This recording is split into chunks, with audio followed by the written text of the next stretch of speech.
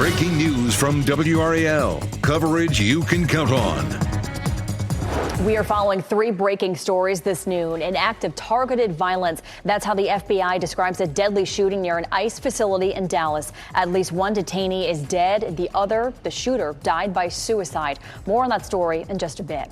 Also, our team of WRAL meteorologists tracking a front that will bring a chance of strong storms late tomorrow. Good afternoon. Thanks for joining us. I'm Michelle McConaughey.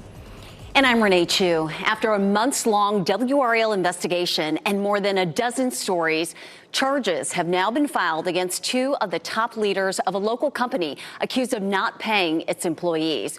Durham police announced this morning that charges have been taken out against CJF America's founder, Courtney Jordan, and its CFO, Nicholas Gallardo. WRAL Investigates Sarah Kruger has talked with countless people impacted. She joins us live from the Durham Police headquarters. And Sarah, this is a major development that you've worked so hard to get answers.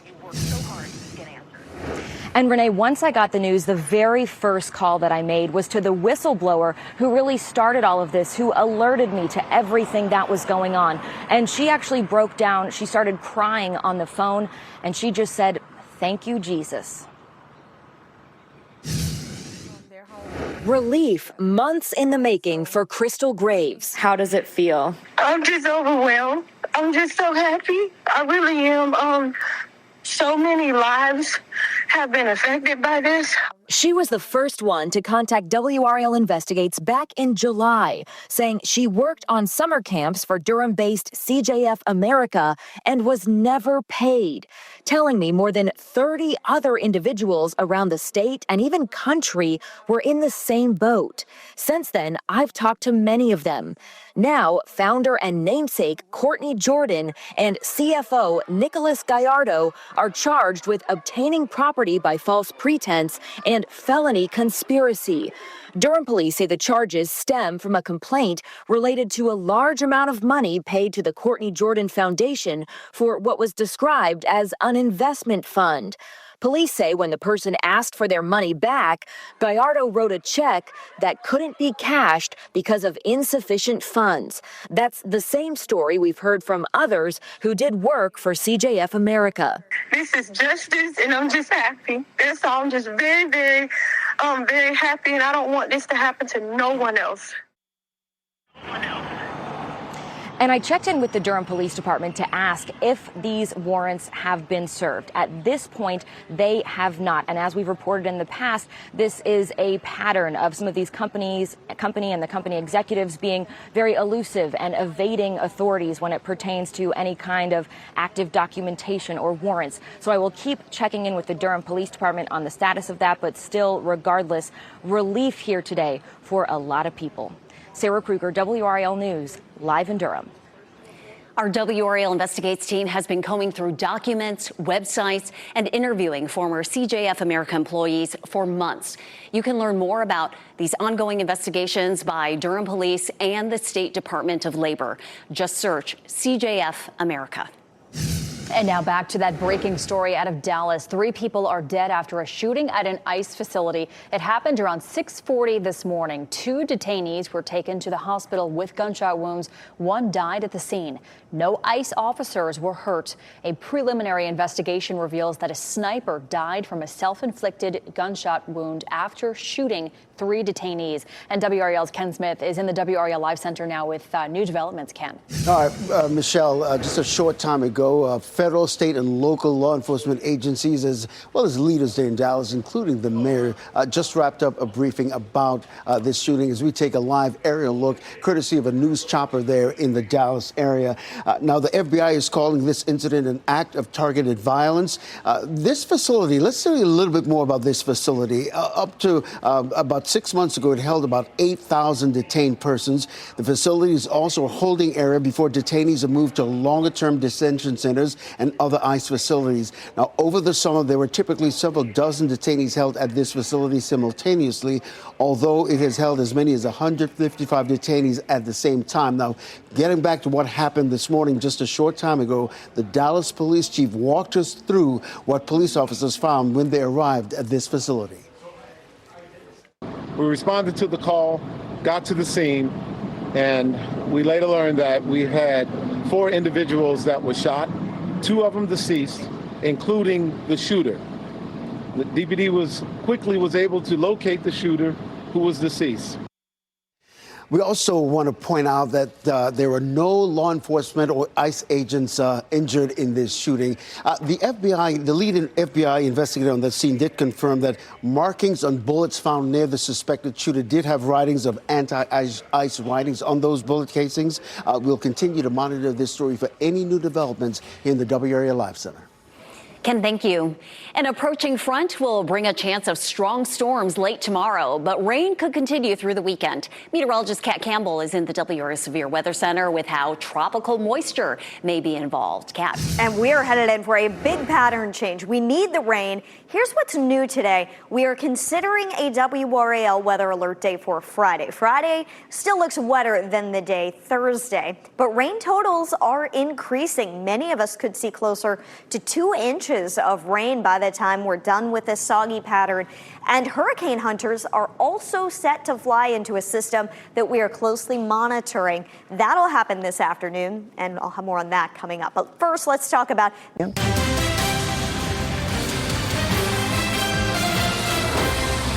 Camp Mystic plans to reopen next summer, 1 year after devastating floods killed 25 young campers and 2 counselors in Texas. The Christian Girls Camp plans to welcome campers back to a site less than a mile south from the Guadalupe River site. NBC's Priscilla Thompson reports Camp Mystic will reopen over objections from parents of the deceased. This morning, Camp Mystic in Texas announcing plans to reopen next summer. It comes after 27 young campers and counselors tragically died at the girls' summer camp on July 4th during catastrophic flooding in the region. Families of the victims receiving an email shared with NBC News by a source close to them that reads in part, "Our planning and procedures will comply with the requirements of the camp safety you bravely championed." Camp Mystic also writing it plans to build a memorial to capture the beauty, kindness, and grace of the girls that died. 9-year-old Lila Bonner was killed in the flood. Her father, Blake, telling the New York Times the families of the deceased Camp Mystic campers and counselors were not consulted about and did not approve this memorial. The mother of 8-year-old Seal Stewart, who is still missing, saying, quote, "Camp Mystic is pressing ahead with reopening, even if it means inviting girls to swim in the same river that may potentially still hold my daughter's body." The parents of 7 of the girls, known as Heavens 27, speaking to our Jenna Bush Hager earlier this month. It became very, very clear that this wasn't an accident, this was complacency, and it is 100% preventable. Through their efforts, the Texas governor has signed 3 new bills into law. Among the new rules, preventing cabins in dangerous areas of flood zones and requiring all camps in Texas to have updated emergency and evacuation plans. Ahead of the signing of the legislation, 9-year-old Molly DeWitt's parents telling Today the goal was to get the safety regulations in place before next summer. What's being laid out in this bill should be the bare minimum for what these camps should be looking to implement. That was Priscilla Thompson reporting. New bills promote the safety of children's camps by prohibiting cabins from being built in dangerous flood zones and requiring camp operators to develop stringent emergency plans. And one bill allocates $240 million from the state for disaster relief, warning sirens, and improved weather forecasting. Police in California are searching for more than a dozen people caught on video ransacking a jewelry store. Video shows the crew trapped inside with at least one person firing shots to break the glass door. Drone video shows 6 getaway cars, which police say had been reported stolen. 7 people ranging in age from 17 to 31 have been captured, but the crew managed to get away with roughly $1 million worth of merchandise. So far, officers have recovered 2 guns and some jewelry left behind. A longtime Minnesota lawmaker is reflecting on the deadline shootings of her colleagues, former State House Speaker Melissa Hortman and her husband Mark. State Senator John Hoffman and his wife Yvette were also injured. Senator Ann Rest was also on the accused assassins hit list, but has never spoken publicly about June 14th. Rest was first elected in 1984 and plans to retire. When asked how the attacks changed her as a legislator, Rest says the attacks on her colleagues and the families of Annunciation Church and School are top of mind.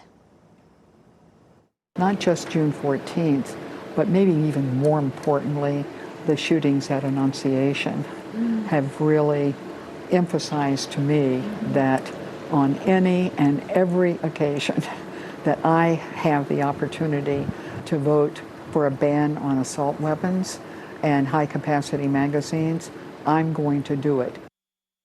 And before she retires, Rest hopes to expand the child care and dependent tax credit to help more families afford the high costs of child care. Typhoon Ragasa is now blamed for at least 14 deaths in Taiwan. The most powerful tropical storm this year hammered Hong Kong and southern China before moving to the island of Taiwan. Residents waded through ankle-deep mud and damaged homes a day after a barrier lake overflowed. More than 8,000 people were forced to evacuate across Taiwan. There are sinkholes, and then there is this. A massive sinkhole opened up in Thailand's capital of Bangkok. Part of a street collapsed, swallowing cars, electric poles, even a building that looks like it is teetering on the edge there. Fortunately, no one was hurt. Officials believe the collapse was caused by the construction of an underground train station. Meanwhile, here we are enjoying beautiful weather, although it is hot and sticky, and then storms will be coming starting tomorrow. It's a summer-like pattern. You get the hot weather, you get the humid weather, and then you get the thunderstorms during the afternoons. That'll be the case starting tomorrow, but boy, do we need the rain. That's the good news there. For now, it's a bright, sunny, beautiful day at RDU. Temperatures sitting right around 88 already at RDU, 86 in Cary and Apex, 84 Garner, 87 for Fuquay, Varina, Durham, as well as Clayton this afternoon. For the kids heading home, it's already going to be in the low 90s as we head into the afternoon hours. It'll stay humid. I do want to point out rain chances today are small. We can't rule out an isolated storm closer to sunset tonight. That would be toward the Virginia border. I don't think that would affect the triangle. Tomorrow, it's a 40% chance of storms going up tomorrow night into Friday. Saturday, trending wetter as well. Saturday really could end up being a soggy day. So if you have outdoor plans, stay tuned for the updates to the forecast. We'll stay unsettled even into early next week. Here comes our first system. It's this cold front arriving here on Friday. It'll be to our west tomorrow, so the storms that develop in the mountains tomorrow will likely make it here tomorrow night. It could come in 2 rounds, a couple during the afternoon, and then a better chance tomorrow night. Damaging wind gusts would be the primary concern, but that should be on more of an isolated basis. Through Friday, our models are showing about 1/4 of an inch to 1/2 an inch of rain, generally speaking, for Raleigh. But a lot of that may end up coming a bit later in the day Friday and into the weekend. And the weekend looks wet because we've got this big dip in the jet stream. And you have a counterclockwise flow around low pressure. What that's going to do, it's going to pick up all this tropical moisture and steer it into North Carolina. And notice the 2 really dark green areas right here. Those could become 2 tropical systems. Both now have a high chance of developing. This one is going to be the one to watch. I'm less concerned about this area out here, but let's look at the model plots. We're still going to go with orange for the one that's a bit closer to us, bringing it closer to the Dominican Republic, the Bahamas throughout the course of the weekend as it slows down. Notice there are a couple of model plots, though, through the middle of next week that bring it close to the North Carolina coast. We could at least see some indirect impacts from it, perhaps in terms of rip currents, rough surf, and similar impacts like that, like beach erosion. So this is going to be one for us to watch here in North Carolina. Most of the models keep it pretty weak, but we'll keep an eye on it. Low 90s today and again tomorrow. We go up to a 70% chance of storms starting tomorrow night into Friday. Saturday still looking quite wet, and Sunday as well, as we see the tropical moisture steered into our area this weekend. And we stay pretty unsettled through the start of next week. It's not great that it's timing out with the weekend plans, but boy, do we need this rain. So at least we're getting some. Kat, thank you. Driveway paving scam. The State Department of Transportation says scammers are getting more creative. Today on WRAL News at 4, a local family's warning to you after their loved one fell victim. Plus, peak mosquito season. They're still out and they're still biting, some even carrying serious, sometimes deadly disease.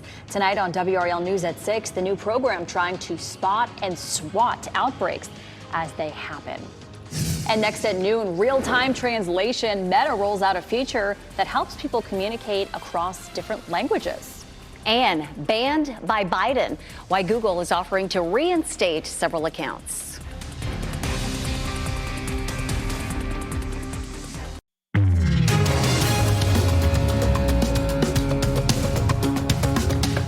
WhatsApp is rolling out the ability for users to translate messages into their preferred language. If you see a message in a different language, you can long press and tap Translate. Next, choose the language you want to translate from to and download it for future use. WhatsApp says translations are available for one-on-one chats, groups, and channel updates. Automaker Jaguar Land Rover says it will not be able to get production operations up and running again until the 1st of October at the earliest. The luxury brand is still dealing with a cyber attack earlier this month that disabled a number of the company's production systems. Jaguar Land Rover is Britain's largest car maker. The incident is the latest in a string of cyber and ransomware attacks. European businesses targeted include hospitals, charities, as well as airports. Keeping families safe. Following several high-profile crimes, Vice President J.D. Vance hopes to find a solution. Next, the plans he and the Trump administration have to help. And mid-air collision update. We're expecting to hear from the families of the victims killed that day. Next, where the investigation stands. And here are the winning North Carolina Education Lottery numbers.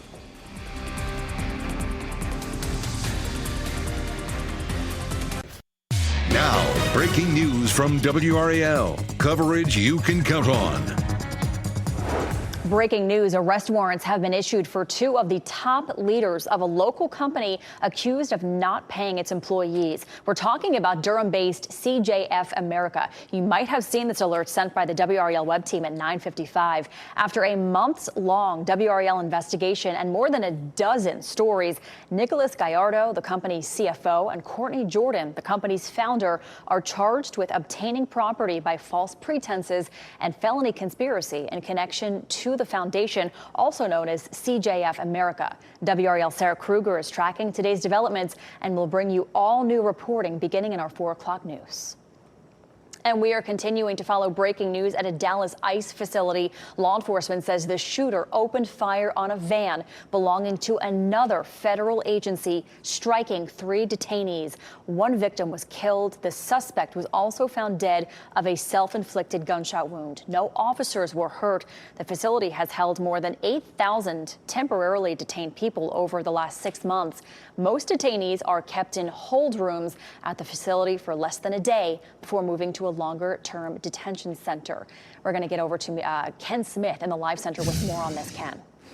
Michelle, state and local and federal law enforcement agencies held a briefing before we came on the air during this new newscast, as we give you a live look at the ground right there, just outside that ICE detention facility. The newest information has to do with what the investigators found on shell casings that were found next to the suspected shooter's body. According to the lead FBI agent there in Dallas, those shell casings had anti-ICE writings on them. And of course, we just lost our shot. But suffice it to say, this investigation is still in the preliminary phase. You can see those aerial shots of that detention facility. The FBI is calling this a targeted act of violence. Again, no law enforcement or ICE agents were injured. If we get any new developments before we get off the air, of course, reported here in the WRAL Live Center. Ken, thank you. Pushing for public safety. Today, Vice President J.D. Vance is in North Carolina to talk about several Republican-backed initiatives passed by Congress. WRAL's Monica Casey is live in Concord, just outside Charlotte, where he is expected to speak, and with a preview of his address. Monica. Well, Well, Vice President J.D. Vance is set to take the stage here around 2:30 this afternoon, and one big focus is going to be on public safety. This visit to North Carolina comes just weeks after 23-year-old Ukrainian refugee Irina Zarutska was fatally stabbed on a commuter train in Charlotte. Now, that incident has drawn national attention with a lot of conversation on the sentencing policies for repeat offenders. It's also under scrutiny at the state level, with a bill in the North Carolina legislature proposing to restart the death penalty, enact stricter rules for bail, and ramp up the monitoring of criminals who have mental health problems. Now, the last time Vance was in our state was December of last year. He was here touring areas that were impacted by Helene. Both he and President Trump were here many times throughout 2024 during the campaign. Live in Concord, Monica Casey, WRAL News. And happening now in the WRAL Live Center just a short time ago, actually before we came on the air for our new newscast, Ukraine President Volodymyr Zelensky addressed the UN General Assembly that's meeting in New York right now. He called for more military aid to keep fighting Russia. He also called for arms, and his call for arms actually comes one day after President Trump's signal of renewed backing for Kyiv in its war with Russia. Now, also in that speech, Zelensky pointed to the recent incursions by Russian drones into Poland and Estonia, which raised tensions between Europe and Russia, and he warned these acts of aggression endanger all nations. The UN General Assembly wraps up next Monday. Democrat Adelita Grijalva won the special election for the Arizona congressional seat held by her late father. She becomes the first Latina congresswoman. She will serve out the remaining 15 months of Congressman Raul Grijalva's term after he died in March of complications during cancer treatment. Her victory narrows the Republicans' majority to 219 to 214 as Congress moves toward key votes on spending and the disclosure of the files related to convicted sex offender Jeffrey Epstein. The voters of Southern Arizona just sent the rest of the country a loud message.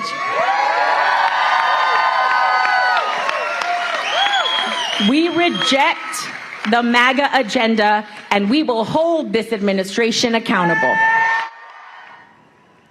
Grijalva says her first act will be the decisive 218th signature on the discharge petition to force a vote on the release of the Epstein files. In less than 2 hours, the grieving families of the victims of Flight 5342 are expected to make an announcement regarding a mid-air collision with a U.S. Army Black Hawk helicopter. 67 people were killed in the January crash. Since then, the victims' families have participated in hearings and advocated for legislation to improve aviation safety. The NTSB has already determined the Army helicopter was flying too high, possibly because the pilots had bad altitude data. We'll be monitoring today's announcement and bring you more on air and online. And looking ahead, former U.S. Transportation Secretary Pete Buttigieg will visit Duke University tomorrow. He'll be speaking on campus at the Sanford School of Public Policy. The event is called Pathways Forward, the Road to a New America. Tickets are only available to Duke students and staff. He'll speak at 5 p.m. Buttigieg visited our state several times last year to promote the Biden administration's infrastructure investments. Jimmy Kimmel is back on the air after a nearly week-long suspension for his monologue after the death of Charlie Kirk. Kimmel was greeted with cheers and applause last night for his first show since that suspension. He didn't really hold back when it came to free speech and even fired back at President Trump. Kimmel did address the comments made from the outraged conservatives and the FCC in the first place. You understand that it was never my intention to make light of the murder of a young man. I don't think there's anything funny about it. Nor was it my intention to blame any specific group for the actions of what it was obviously a deeply disturbed individual. Though he's back on air, not all of the country can see the show. Two of the nation's largest TV station owners, Nexstar and Sinclair, are choosing not to run the Jimmy Kimmel Show. The FCC chairman suggested ABC stations that kept running the Kimmel Show should have action taken against them. Meanwhile, YouTube could soon reinstate users who were banned for spreading misinformation about the pandemic and the 2020 election. Republicans are investigating whether the Biden administration forced tech companies to restrict speech on their platforms. A letter from YouTube's parent company says the company has a commitment to freedom of expression and it will not bend to political pressure. A hero to students. The unique ways our Teacher of the Week inspires and motivates young minds. And heroes during Helene. We look back at the heroic actions from first responders who helped save lives during and after the catastrophic storm. Remember, you can watch WRAL News live anytime on WRAL.com or the WRAL app on your streaming device.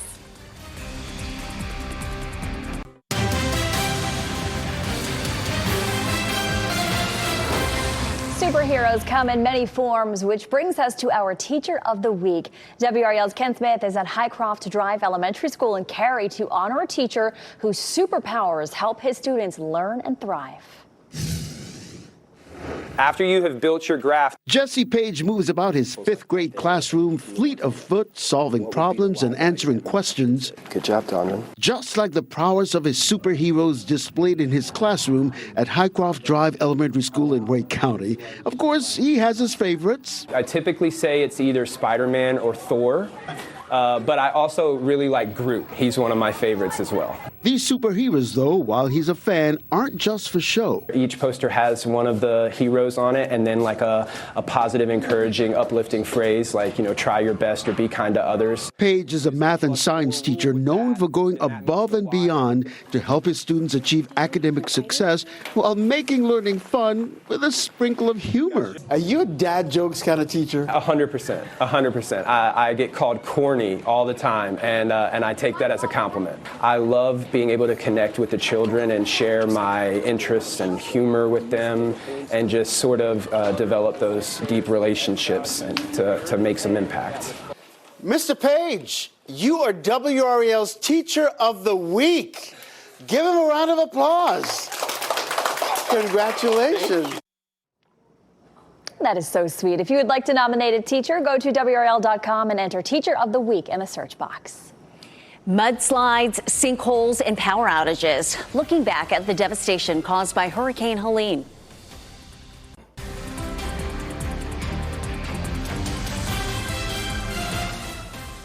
Welcome back. You are taking a look at beautiful sunny Pinehurst this afternoon. You're watching WRAL News, available on Spectrum and the WRAL app on your TV or streaming device. As we look back on the year that has passed since Hurricane Helene hit North Carolina, we're stopping to highlight the heroic actions of first responders, the first responders who rushed into action, leaving behind family and friends to tackle the unknown. Jesse Pierre spoke with the Watauga County Fire Chief about lessons learned from Hurricane Helene. For many, Hurricane Helene was in a league of its own. It was worse than we anticipated, but we knew it was going to be bad. Cove Creek Fire Chief Steve Marks says he saw the warning signs on the weather models and called his crew in early. Preparation, he says, was their first line of defense against a storm. To make sure that we have the infrastructure and the equipment that we need. He says preparedness also starts at home. If our volunteers aren't prepared at home, they're not going to be able to respond. Or if they're here, they're not going to be comfortable about their loved ones being alone at home. When the storm arrived, he watched Highway 321 vanish underwater. Instead of seeing cars drive down the road, we saw debris. We saw outbuildings. For days, the fire station was without power after it was hit by a landslide. When the hill slid down, it took our propane tank with it, which disconnected the gas line to the generator, which caused the generator to stop. Boom, no electricity. When the signal went dark, they figured out other ways to get power. One of our fire trucks has got an onboard generator, so we were using it to recharge radios, to recharge the flashlights. Firefighters manually pushed bay doors open, relied on maps and small rescue vehicles to navigate through the community. That small little UTV got us into spaces that these big trucks would not go. And it carries some rescue equipment. For days, the community was cut off. The problem was for the next, say, 72 hours, if people needed help, they couldn't call. They had no cell service. And so we quickly moved into, let's evaluate where we think the greatest damage is, send our UTV, send our pickup truck out, and make sure these folks are okay. The chief says the biggest lesson is simple: be prepared and lean on each other. Perhaps the greatest success story that came out of this was that community involvement, that in the face of this, tragedy, this huge crisis, neighbor helping neighbor. It's a lesson in resourcefulness and resilience. WRAL's documentary unit will be exploring these issues in a brand new documentary. It's called Helene, What We Lost, What We Found, sponsored by the Triangle Community Foundation. That will air tomorrow night at 7:30 on WRAL and stream on WRAL.com, the WRAL News app, and on WRAL's YouTube channel. All right, time now is 12:48. Let's go over to meteorologist Kat Campbell in the WRAL Severe Weather Center. Beautiful blue skies, and it's hot out there today. It is very hot today. We are already to at least 89 so far at RDU. We expect to be well in the 90s. We're going 93 for the high. And as we wrap things up, here's a look at a few of the headlines we're following today. Today, Vice President J.D. Vance is in North Carolina to talk about several Republican-backed initiatives passed by Congress. He will be speaking in Concord. Vance will be pushing for more public safety initiatives. And after a months-long WRAL investigation and more than a dozen stories, charges have now been filed against two of the top leaders of a local company accused of not paying its employees. Durham police announced this morning that charges have been taken out against CJF America's founder, Courtney Jordan, and its CFO, Nicholas Gallardo. Police say the foundation was associated with false investment funds and unpaid obligations.